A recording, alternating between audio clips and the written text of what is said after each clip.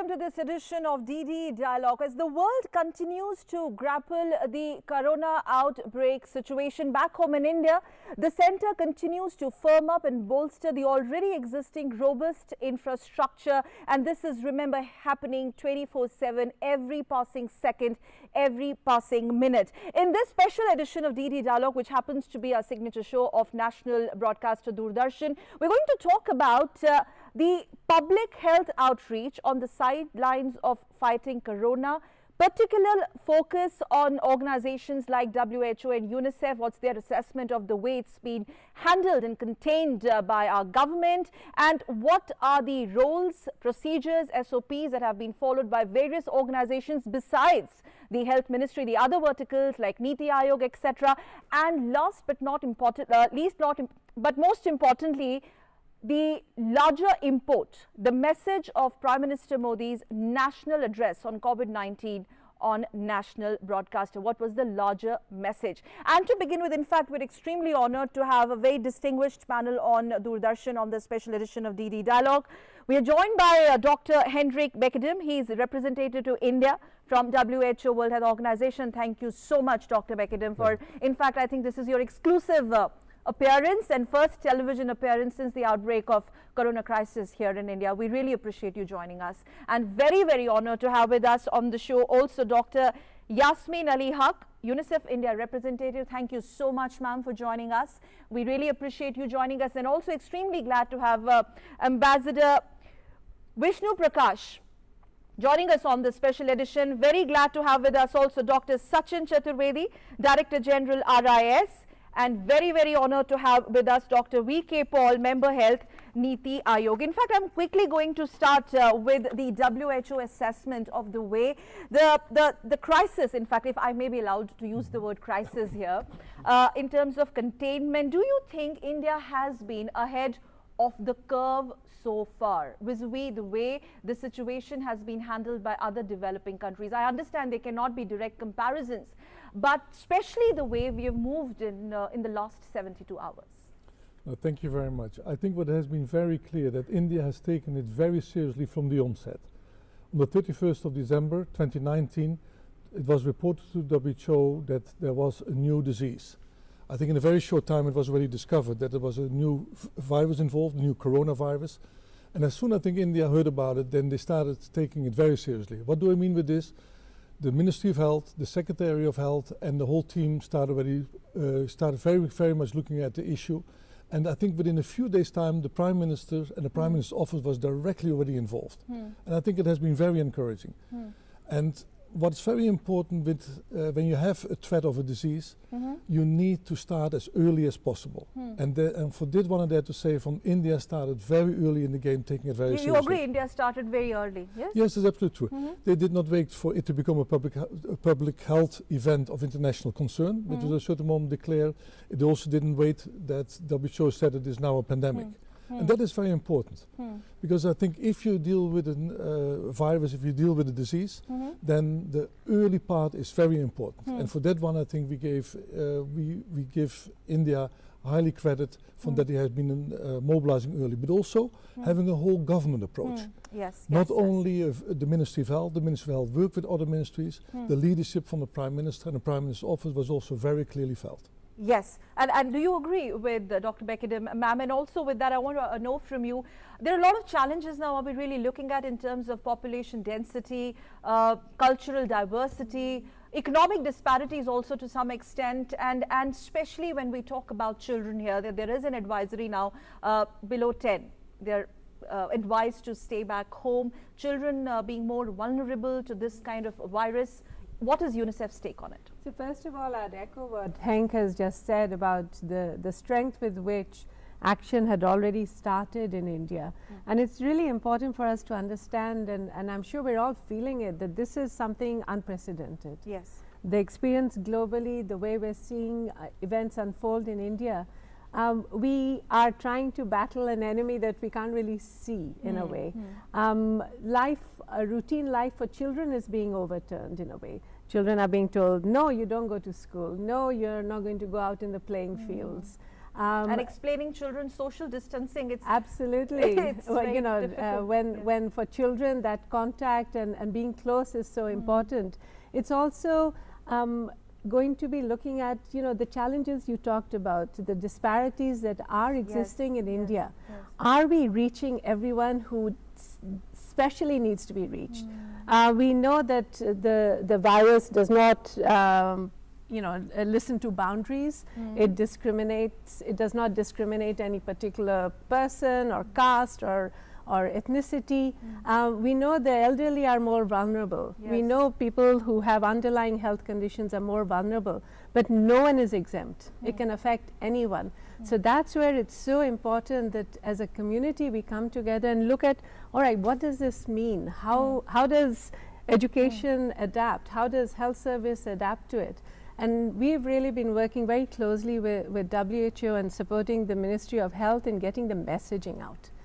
You know, washing your hands frequently with soap, you know, not sneezing in open, making sure that if you're not feeling well, go and you run a fever and you have signs of a flu, consult with a doctor. And these messages, debunking all the myths that are out there, it's really important that we continue with that.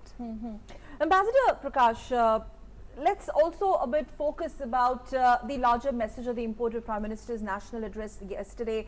Highly anticipated, but would you agree one of the highlights was also that nothing was imposed voluntarily? The Prime Minister's outreach coming straight from the heart, whether it is curfew for the people, by the people, and very far-sighted approach, as if you have the senior member of the family trying to take control of the situation. In fact, why I'm saying this because I happened to read that first quote from you, the Twitter quote. So that's making some difference on ground. It's been embraced by the people. Oh, absolutely. We were all looking at waiting for the speech with great anticipation. But let me say, I was not ready for what I heard, what I saw. It was not the address of a national leader, it was the address of a statesman, as far as I am concerned. And in my adult life, I do not recall having heard, seen such an inspirational address, because as you very rightly said, it came from the heart. You know, when the leader of a nation is seen talking about something so caringly, with so much of feel. Now, other than amongst other things, he said, look, there is a vulnerable segment of the society, and please take care of them. You can. They also have families to feed. I think that was caring. The people's curfew or the Janta curfew, I think is one of the very thoughtful moves. It is a full dress rehearsal, so to say. You know, because as my co-panelist said, we are dealing with an enemy that we do not know, we do not see. Here, let me bring in Chancellor Angela Merkel, who is a very thoughtful leader, who has in fact gone to the extent of saying that after Second World War, it's perhaps the most biggest challenge the world is grappling with. So when you have a problem of this magnitude, and the leadership is provided up by the Prime Minister, who talks about all the dimensions, he said, look, everybody has to participate. Let us salute those who are contributing. Let us take care. I thought it was a wonderful address, and it has inspired people to voluntarily follow, do what is required, so that we can together try to defeat this huge crisis that confronts the nation. Okay, and that brings me to this question of dealing with economic challenges. Lot of build-up and lot of anticipation already, Dr. Chaturvedi, is on the ground. We do know, as was also reiterated by Prime Minister, a task force to deal with the economic challenges up ahead, and we are already braced up for that. Now, when we talk about the economic imperatives, I'm going to come to the international scenario a little later, how China and other countries have dealt with it. But on domestic front, what is your assessment? See, 3 points are absolutely important here. The Reserve Bank of India has already acted, and almost a week back the governor has already announced the measures that are required in terms of readjusting the amount of loans that companies and institutions have borrowed. the rate of interest that is required to be adjusted, the amount of liquidity that is needed in the market, all three have been taken care of, and Reserve Bank is on record. Prime Minister was also very explicit yesterday in his address in terms of supporting the informal sector of the economy, which is the huge component of our economy. So, the job security, the livelihood security, and of course, supply of essentials. So, that dimension of economy is important. We are already hearing various calculations that are coming in, particularly in tourism, the sectors that are related to pharma, but where the supply side disruptions are there. So, that I think is a huge issue, but I was counting first on the sectors where livelihood security is a bigger threat, and tourism is a huge sector, the auto component and auto parts industries that are there, then are the larger supply side constraints which we are facing in across the sectors. So, here the medical devices, the drugs, pharmaceuticals, and I think the effort that is now there in terms of bringing in other parts of the economy, particularly the white goods that we have been importing or the parts and components that are being imported. So, you see a huge disruption that is likely to happen. And we have this heavy dependence on China, let's face it. I was coming to that question, Dr. Paul, Member Health, Niti Aayog. I think you, in the last 1 week, Niti Aayog has had several meetings with the pharma representatives, and here, time and again, this question of API, that is active pharma ingredients. I will not get into the technicalities of it, but then the kind of crisis that we are grappling with it. API is an issue, and we don't have to look at the comparison to compete with China, but how are we actually dealing with the situation? Because China was the worst affected few months back, and we need China when it comes to APIs and other drug intermediaries. Are we self-sufficient right now to deal with the situation? Two levels. One, that the API problem has been somewhat overstated. When we went through the analyses, we discovered that it's okay, there is a challenge, there are going to be problems, there are problems, and China is a major supplier. But when we looked at our capacities and disaggregated the various types of API, the situation is not all that alarming. Having said that, we definitely have to give a boost to our API industry. And how we were the leaders. We were the leaders. We have the capacity, we have the entrepreneurial system and people. And that task has been systematically taken up, and an action plan has been prepared, and a stimulus to this industry is being ensured, and plan B are also ready. So quickly, supply chain is not disrupted. Rest assured, challenges on economic domestic markets front will be dealt with. Are we, I'm going to come to you as well, looking at some specific policy measures that are being drafted, if you could share with our viewers on the national channel, because the country deserves to know, in the light of this anticipation, Dr. Paul, markets are going down, the state of economy might see a further slump. How do we deal with that situation? Sir. Sachin first. No, I think no. Yes. I think the efforts that are required, they are already been rolled out. As we all are talking in this room, the finance minister in another room is holding the conversations that are required with all the key ministers. All the key economists have been consulted, and the round of efforts that are required are already on. So, I think what point Hank made in context of a specific health security challenge, I think government is equally sensitive, concerned, and proactive in handling the economic crisis which is unfolding. It's not specific to India. See, we are in an interdependent world. Globalization has affected and has been part of our production chain, something that we celebrated till few months back, and now we think that we all should be self-reliant.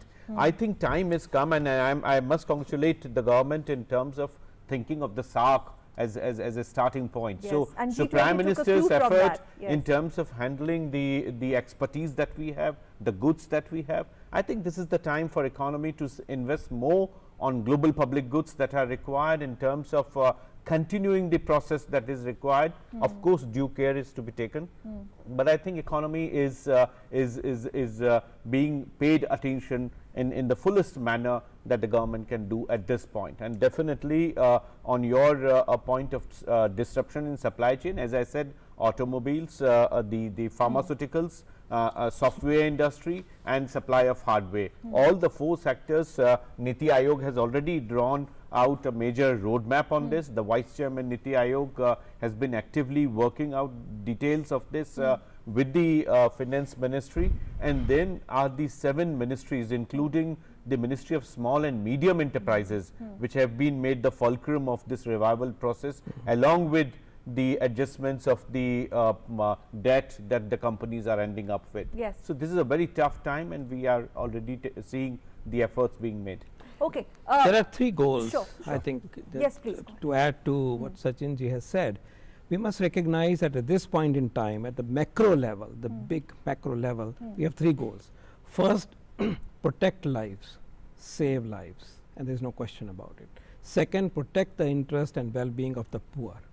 And then, in consonance, protect our economy, protect our growth, and to make sure that we compensate, we are able to respond to all these 3 challenges. Yes. Ambassador Prakash, you wanted to come. You know, I completely agree with that, that at the moment the challenge is to protect lives, protect health, well-being of the people, but the economic dimension, from what I've been reading and talking to people, is going to be, it seems that going to be huge. Let's try to put a number to it. The global GDP is about $87 trillion, and it seems that this crisis will last at least for a few months. So, and the global economy, the world economy as it is, was facing headwinds. Now, if at a conservative estimate, there is a 0.5% contraction, although the estimate is between 0.5 to 1%, we are looking at a global contraction of close to $1 trillion, $870 billion or around $900 billion. So, it is going to be a serious contraction, and a recession is already been spoken of. The D word nobody is talking, and rightly so. And it's in addition to these 4 sectors, it is the transport sector, it is the hospitality sector, it is the service industry. Everything is going to be impacted. We will talk about the blueprint in place, because now this coronavirus, the whole narrative is not only confined to precautions and not panic, the health aspect of it. It's gone multidimensional, the diplomacy, socio-economic, education sector, much more. Coming to the education part, I'm coming to you also, Dr. Hendrik. But ma'am, there is this lot of debate going on, a certain sense of panic one can sense when it comes to en masse testing. Is that really required, or should testing be just confined to those who are showing symptoms with a certain travel history, etc.? Prime Minister yesterday said it very clearly, do not put pressure on system, but at the end of the day, be very, very particular and careful about your health. It starts with you. But UNICEF's assessment so far, in terms of testing infrastructure available, I'm talking about pan-India. What is UNICEF's assessment? So that I'll actually ask Henk to look more into, because that's, but I would just like to draw on the economic impact on it. Because how does that translate into the child of the life of the child? So the child is at home, not school is going to be closed for a while, movement is going to be restricted. At the same time, some parents might not be working. Either they're having to work from home, in which case we're lucky, but some parents, like even the Prime Minister highlighted, that the daily wage earner, the informal sector worker, if they are at home, what does it breed? When you're without work, when you're worried about your family, it breeds anxiety. Yes. It breeds panic, not just about the virus, but what's going to happen? Where will I get the next meal from?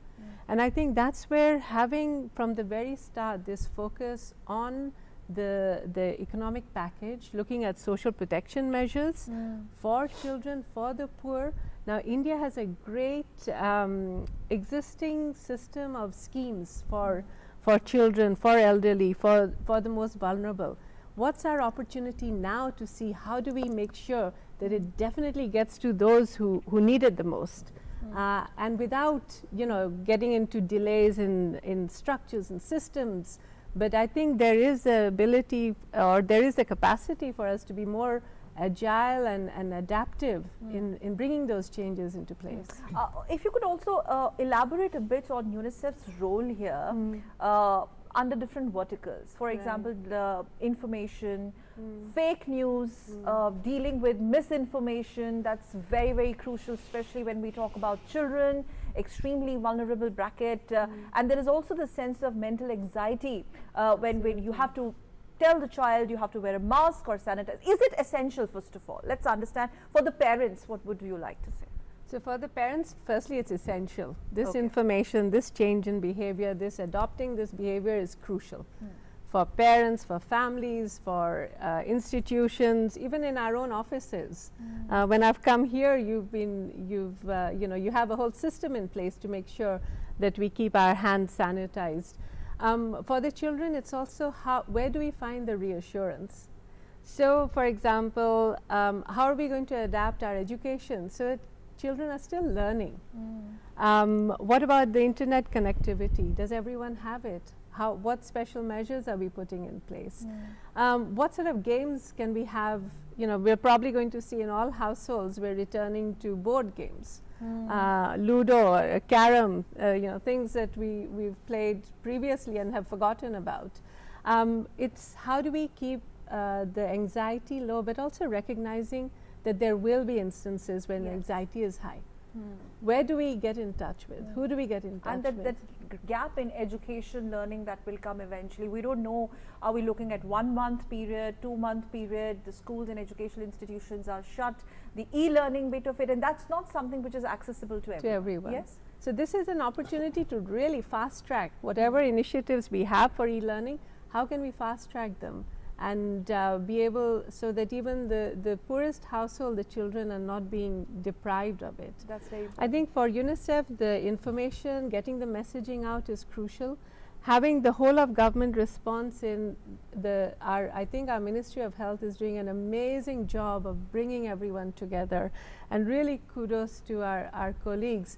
And that's where the Ministry of Education, the Ministry of Youth Affairs, Sports, how can they be also taking in what the ministries are going to take forward?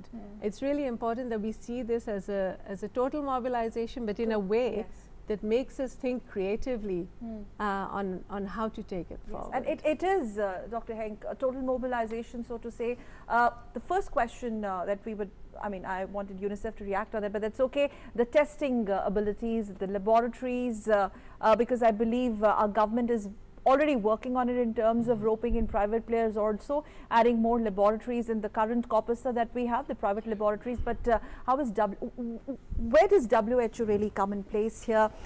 Your chief says that, I was just reading some research papers, I'll just quote him, test everyone who shows symptoms. But then here you have, you're looking at a population. If you start testing everyone, that's going to put unnecessary pressure on the system. What would be your advice, especially the current situation in India?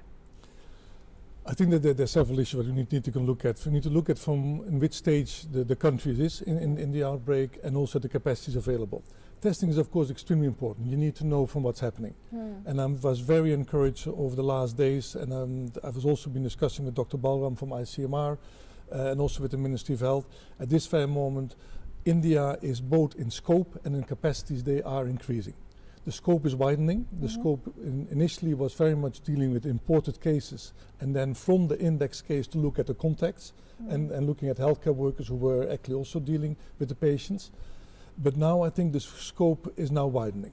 And what's now happening is... Are you saying that we're at the brink of stage 2 and not really into stage 3? No, not yet. And it was very encouraging also to hear. You might have seen the results from the Director General ICMR, what they did from mid-February. Yeah. They did some sampling of what we call severe acute respiratory infections, the SARI, and from the ILI, the influenza-like illnesses. And these were independent and not related to travel history or having been in contact with any known case. Now these test results came out, and I think there were about 900 samples were taken, and it was done over a period of 4 weeks, And if I'm not mistaken, it was about 50 areas that they looked at, and fortunately they came out negative. So that gives us a bit of a temperature from what is happening in other places. But it's very important. We have continued the discussion also with the ministry and also with the director ICMR. And I think what's now going to happen, the SARI, the severe acute respiratory infections, more samples will be taken on a farmer's routine basis for people in the hospitals. So that helps us now because we have the imported cases as one phase. The second case is local transmission, when there's from the index case. But where do you see the volume? Do you see more volume now here in the local cases, or? No, the volume, I think in this case we need to start reflecting a little bit globally. I'm from a small country, 17 million citizens, the Netherlands, and we have 2,000 cases in the Netherlands. At this very moment we have about 200 cases here in India. And I think in India we are still dealing with the imported cases and some local transmission, and now making sure that you set up a system that you early start detecting is there any community-wide transmission. Yes. Because then I go back to that is what we have to stop. No, the thing is, you need to detect it early. Yes. Because it might already happen. And here you come back to this is very important that you strengthen your surveillance system, the IDSP, the Integrated Disease Surveillance Systems program, and that you put up mechanisms. You flagged a very pertinent point, making your surveillance system extremely robust. I'm going to have a reaction from Niti Aayog health representative, Dr. Paul, but before that, we're going to take a very short break. When we come back on DD Dialogue, we're going to now also focus on precautions, challenges, battling fake news. That's extremely, extremely crucial, and how India, under the leadership of Prime Minister Narendra Modi, is much ahead of curve in terms of dealing with the situation. There's absolutely no need to panic. That's what WHO and Unicef representatives are telling us on this show. A short break. We'll be back with more. Please don't touch that remote. We'll be back.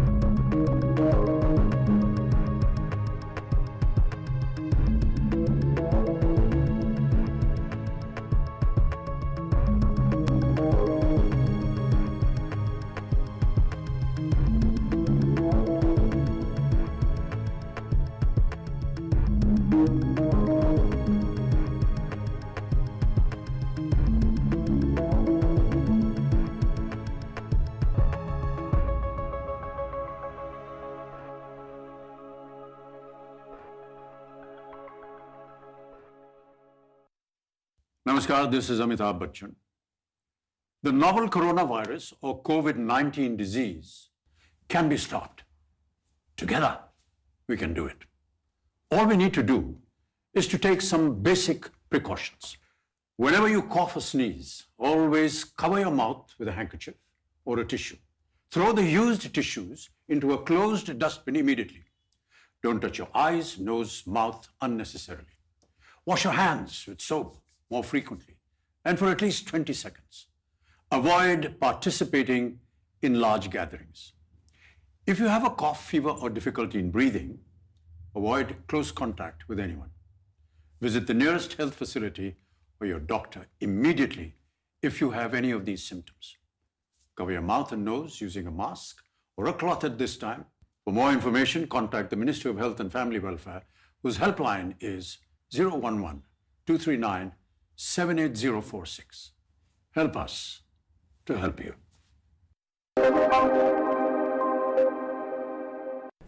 Welcome back to DD Dialogue. In fact, now we will be also talking about surveillance system, as this is a very important point raised by Dr. Hendrik, India representative WHO. Dr. Paul, surveillance is very, very important. Prime Minister came up with the concept, curfew for the people, by the people. And I think the sense that we get is that this is the concept which has been hailed by the nation as a whole, because Prime Minister's that half an hour outreach, half an hour or so, was very, very, it was a very intense outreach to the country as a whole. And I think that has worked voluntarily, and it is not something, if you look at other countries, severe restrictions have been imposed. As compared to that, we are urging people, and Prime Minister is reaching out to people. But at the same time, the surveillance point raised by WHO, that is very, very important. Are we well equipped? We are in a very good position, because over the years, and in fact with the help of WHO, we have instituted a very robust integrated disease surveillance system in our country. And the fact that we are able to trace and track the contacts in hundreds and thousands at any given time is testimony to that system being functional across the country. I think what we often don't talk about is the task done by the NCDC through the IDSP. We are very often hearing, the ICMR system, which is serving a very important but a slightly different purpose. The routine surveillance system, even today, perhaps more than 50,000 people are being watched for their problem, and these are the contacts in for a given case. Let's say there are at times hundreds of them which are under watch, and the data is coming real time and it's being plotted and being watched. So I think we are in a reasonably good shape. We are much better prepared compared to, let's say, H1N1 situation a few years ago. Yes. We also have virology laboratories, a network of virology laboratories across the country, which is now coming so handy. That capacity is very, very much useful. We also must not forget that there is a third cluster of laboratories that are available with the Department of Biotechnology, with the CSIR laboratories, and also in the private sector. So we have a very good footprint in our country of laboratory setup. What we are doing is being nuanced about how to put our resources and how to create a system which is economical and yet very, very informative, and that's where the stage of the disease comes in. Yes. I have a query for Dr. Paul. Can I? Yes, Can I please. play your role? No, please. I'll be more than happy, sir. Thank you. Dr. Paul, I could be wrong, but what I have been reading is that we have about 200,000 test kits at the moment, and all are being imported through WHO, and that we have asked for local kits, and some proposals have been submitted. So I wanted to understand two things. One, how much time will it take us to approve the local kits? And I believe the imported kits are costing us about 5,000 to 7,000 rupees, or about $80 to $100. How competitive would it become price wise once we have the local kits? Well, first let me correct. We had till a few days ago 100,000, 1 lakh kits. We have ordered 1 million kits more, and they are in the pipeline. They may already be arriving any of these days. So for a rational surveillance, as well as responding to the needs of individuals who are exposed or having symptoms, we are in good shape. But we are deliberately being strategic about it, because we do import a probe. There are 3 components to a diagnostic kit. You need a positive control, you have a primer, and a probe. It's a probe that is imported from another country, and that is the number that I am talking about. So we have enough mass of these diagnostic kits at the moment. We have enough to handle the situation. The flights are not operating now. We have it. Please, this will be a priority. If there is a need for this to be done, to be carried from anywhere, it will be done. In addition to this, we are exploring and we are working on at least 4 to 5 to 7 potential diagnostic kits which are novel, which are adapting the technology that exists but uses the products of the virus to make it COVID specific, because this is a new animal in the zoo. It wasn't there 5 months ago, 3 months ago, 4 months ago, and we had our isolate only, by the way, 10 days ago, 15 days ago, our first viral culture. So we are now using the virus that's now available to us to standardize and validate at least 4 to 6 such diagnostic kits developed by our own institutions and also by some private. That's a very good piece of news coming in. And we have created a high level empowered group to make sure that both diagnostic kits, also vaccine as well as new therapies will be fast tracked through our regulatory system and through the research system. So there is no sense of alarm. I mean, if some cities in Maharashtra have been in lockdown stage, this is a very, very temporary situation. And Dr. Henrik, would you like to add a word here? Because again, now speculations after these cities in Maharashtra, could it be Delhi next or other states next?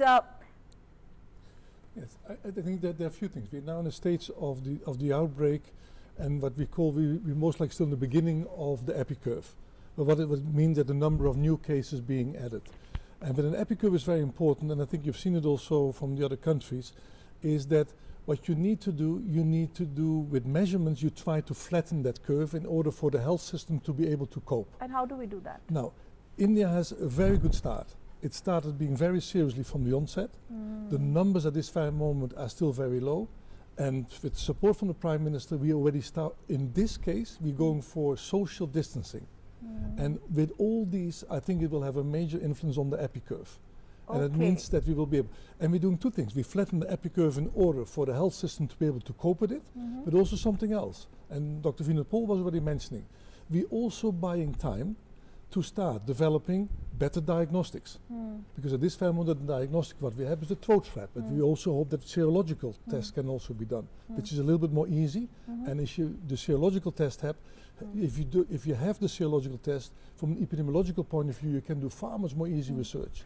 The second one is the medication. Globally is already happening, and that's an issue that WHO is also coordinating. We already get results now from China over the next coming weeks. From they have done some medication, and we can see what has happened. Also, WHO is globally coordinating these trials on the medical part, and the other part is the vaccine. With the vaccine, I think we always have to be realistic about the timelines. There's one or two countries already a little bit ahead, but still we might be waiting for 12 to 18 months before it will become available. And I think that's also important. Yes, please. But Dr. Hank, there are a couple of points. One is the WHO itself has been saying that India should be testing more, community testing. That is not me, but WHO saying that. Secondly, South Korea, if I got it right, after the initial outbreak, one of the reasons they managed to check it was community testing in a large scale. So given that fact, where are we at the curve, and how widespread should the testing be? No, and I think these discussions, actually yesterday I was part of that advisory group. We are now looking for tools that looks at early detection if there is any community-wide distribution, transmission, which I think is very important. And I was very encouraged by it. But I said they're widening the scope, because before they were looking at imported cases and contacts, but they're now looking at we need to have tools that we early start detecting from what is happening in the community. And I think that is very encouraging. But also at the same time, like Dr. Vinod-Paul was already saying, you need to start increasing the capacities. And the capacities that is under the ICMR is now moved from, it was first 13, then we had 52, we think we're now 70, and I think 120 is being planned. But what's also very encouraging now is these kits, they are commercially being made available. At this very moment, ICMR is validating these kits. If these can become available, then we can also rein in the private sector. So it is important from both to widen the scope, like you were indicating. You need to look at getting a system in place that you can look at community-wide distribution, but also increasing the capacity. And I think the way Dr. Paul has put in, everything is being done, and the capacity building, there's no need to, so but then that question of tests, medical workers, medical practitioners, those who are relentlessly working in these quarantines. Now there is also the sense anxiety, and they're also vulnerable to infection. There are a lot of misinformation, fake news that's making rounds. What I want to ask from you, sir, is also that are we also looking at their well-being? This is because Prime Minister also touched this point. Well, if the Prime Minister has emphasized this and earlier tweeted about it, conveyed in unequivocal terms, I think the nation is very respectful of the profession, and the profession, not just doctors but nurses, paraprofessionals, and the helpers in our hospital settings, the ambulance drivers, all of them who are risking their own lives to look after us and others need to be saluted. And I think the sentiment Honorable Prime Minister has touched the chord when he expressed this in his own address yesterday. So there is, and also on the Janta curfew day at 5 p.m. there will be a national gratitude to these workers and many more. I think this will, help build the morale and the determination of the health professionals to rise to the occasion and to do the best as their dharma and karma. Resolve and restraint. I can see you smiling, ma'am. That is something, like our panelists pointed out, that is something which has touched the chord. But then we have larger challenges also. Unicef especially, we were talking about children, we were talking about the psychological aspect associated with it. And this is not a situation which is just confined to a day or a week. We're looking, what is the long drawn plan, the long drawn strategy? And what kind of advisories is Unicef now looking forward going to come up with? So you're very right that this is not going to go away in a matter of days. It's going to take months to address or to contain the disease, to help the people who are affected recover, and then for the economy, the livelihoods and everything else to recover from it. And I think the message coming through is that not to panic, not to get alarmist, but to have that sense of urgency. So how can we have a sense of urgency without panicking? And for that, the right information, the right actions, and that a bit of a forward thinking. So for example, while we're urgently putting in place all measures to help contain the spread of COVID, at the same time, children are being born every day. Yes. Women are pregnant. Women. Sick children who are newborn are going to be falling sick. We are going to be seeing the ongoing challenges we face with abuse and exploitation. How do we not lose sight of everything else? So having those critical services, but being creative in how we address it. Now the Village Health and Nutrition Day is a core strategy for how we have been able to increase immunization rates, really get the information out on how to combat malnutrition, to have children being weighed. So all the challenges that children are already facing, we need to be creative on how we continue with that service. And what is UNICEF doing? So for us, we're really working closely with the different sectors that we engage with to look at, so what does it mean? How can we look at alternate options for these services? How do we make sure that we don't drop a service? The helplines that women and children have, are they being seen as a critical service? Are they insured? In the family, how do we support families in keeping the calm and not keeping children away from the stress that they might face? Because we know that in households, when children face stress, when they face disharmony, when they face violence, that effect is lifelong. And for the women, especially I think our women workers who are at the forefront, the Asha, Anganwadi, the A&M, the nurses, the midwives. Is Niti Aayog also taking account of this aspect? Very important, sir. Yes, indeed. We have to, and we have to see how it is impacting on fundamental public health services in a holistic way. That's a very, very important message, a very important need that we are communicating to our state governments and trying to work together to find whatever best we can do. Indeed. Okay, I'm going to take quick comments. We're in the final leg of the show. Dr. Chaturvedi, supply chain not being fragmented. There are disturbances, let's face it, but the government is at it. In fact, yesterday Prime Minister announced task force, but our Finance Minister has been at it since the advent of this crisis in the country. Very quickly, quick points from you, sir, in terms of containing this at the domestic economic front. Quick 5 points. No, definitely. I think as Yasmin also echoed, and I fully endorse that, the very idea that the informal sector is in the firing line, and that's what Prime Minister alerted all the well-offs to take care of. be that as part of whatever sector, whatever industry, and we have to see that those who are out of the formal payment systems, they are taken care of. Yes, And she did mention about their kids, their families. I think that's one very important message this panel has brought out as part of the economic sort of a package that we need to take care of. Second is, as I said, the supply chains are getting fragmented, and that fragmentation has to be taken care of.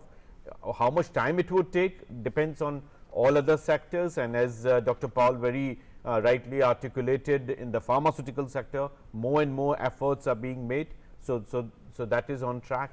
Third, I have already mentioned the measures that have been taken by the Reserve Bank of India, so that's there. Fourth point is in terms of the new task force that Prime Minister has constituted under the chairmanship of the Finance Minister, which, as I said, has taken on account 7 ministries. So that, I think, is absolutely important. So all is being done to minimize the trade and economic impact of it. Work under progress. Diplomatic level, yes, the larger message that has gone absolutely, across to the world. Prime Minister Modi as the global leader. That's precisely what I wanted to talk about, that and one more bit. Now, you know, what one sees is happening is that first and foremost, the responsibility of the leadership is towards the nation. So those steps have been taken to put systems in place. Having put systems in place, although there is still a lot to do, Prime Minister reached out to the SAARC region and offered India's abilities, India's infrastructure, put on the table $10 million of emergency funds and also training and equipment and a rapid task force. So that is, and I believe that Maldives and Bhutan have already reached out to India for seeking some assistance. Also at the same time, the G20 initiative is something that I was very happy about, and it looks like that the Crown Prince of Saudi Arabia will be calling for a G20 video summit next week. So again, because the global best practices need to come together and all hands to be have to be on the deck. So that is two. Coming back to the impact of global coronavirus and also the social distancing that we are talking about. There is one aspect that I would request our experts to comment on if they can. As urbanization is happening, India is going vertical. Now in the high-rise buildings, how do you maintain social distancing? Because there are the elevators, there are common facilities. That's a challenging part. That is a challenging part, and other countries have faced it, and India is facing it. So I don't know how to handle that. Well, as they say, we will cross the bridge when we'll come to it. But on a serious note, yes, I'm going to take final comments from you both. On a serious note, we will cross the bridge when we'll come to it. But at the end of the day, we are doing everything possible to see to it that the situation doesn't get alarming. Unicef and WHO, your final message to the viewers or those who are watching and listening to you on the national broadcaster. What's the larger message that goes out? So I think the larger message is that this is something that's going to affect us all. We have to probably look at three Are key we well things. equipped to deal with this? As long as we listen to facts and not fear, as long as we're looking at really being patient and not panicking, and as long as we are in solidarity and not towards stigma, these are the three core things that no matter which angle we look at from, as a group, as individuals, we need to be focusing on it. I think Yasmin said a few wonderful things already. I think I would like to look at two things, on solidarity and also a glimmer of hope, already evidence of hope. The solidarity is, when I listen to the Prime Minister's speech, I think there was also a lot about solidarity and supporting each other, and I think that's we need now. You need to engage the community. You need to do it jointly, and he was appealing to this one, and it was a very strong message. And I think that's something. I think you've been really touched by Prime Minister's No, message. I think that was very touching. Yes, but it's also yes. But also the other part is also true. The solidarity among countries. India supplied China PPE when it was needed. Now there are discussions going on, and people like myself, we are in discussion also through the WHO country offices. We hope that China gets back to business. And that's also the whole part. If we look at China, if we look at South Korea, if we look at Singapore, then I think we can also come to one conclusion. Let me finish this one. This is very important. Yes, I'll have a reaction and we wrap up. Because this is very important. Like my Director General said, this is the first pandemic, but we also think can be controlled.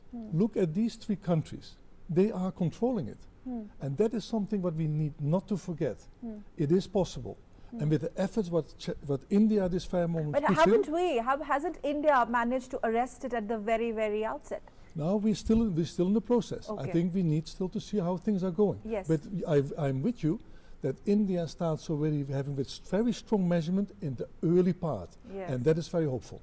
India has started very early, and Dr. V.K. Paul, member Niti Aayog. Finally, WHO has hailed the process. So far, so good. So has Unicef. But then we cannot rest on these laurels because we have an uphill task ahead. We're all geared up, are we? I think the Prime Minister's intervention yesterday has pushed the entire country. No, but this whole to comparison to China, I think totally different level of preparedness. Yes. We So have there's no need to shifted compare gears. with China. Yeah, we are following the curve of the outbreak as it exists today in our context, in our demography, our geography, and our nuances.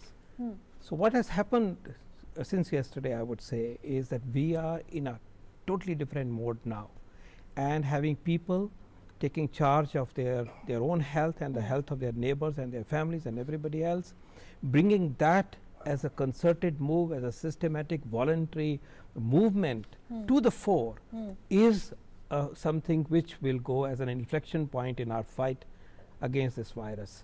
Even as we prepare for the worst, I think we are geared up very well compared to other nations, and we will do very well. Extremely well put, sir, on that positive note that we are prepared for the worst, coming in from a very distinguished panel here.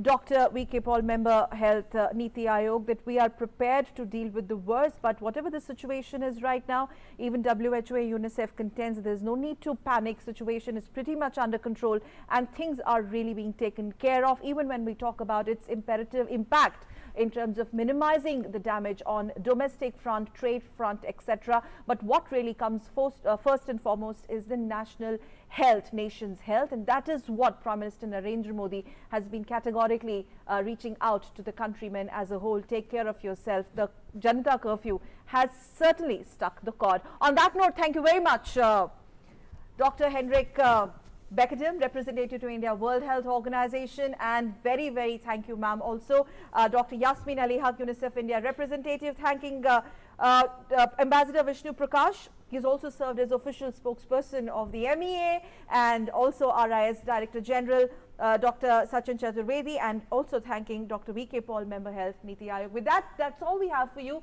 in this edition of DD Dialogue. Thank you so much for tuning in. Namaskar.